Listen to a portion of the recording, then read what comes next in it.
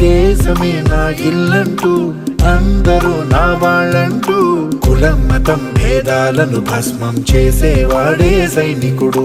చెడు జరగని పగ పెరగని బెదరని గని సైనికుడు, అను పెరుగని రక్షణ బలి చెదరని ముని సైనికుడు. మన ఆయుధాలు ఎన్నెదురైనా ప్రాణాన్ని ఎదురు పంపేవాడు ఒకటే ఒకడు వాడే సైనికుడు.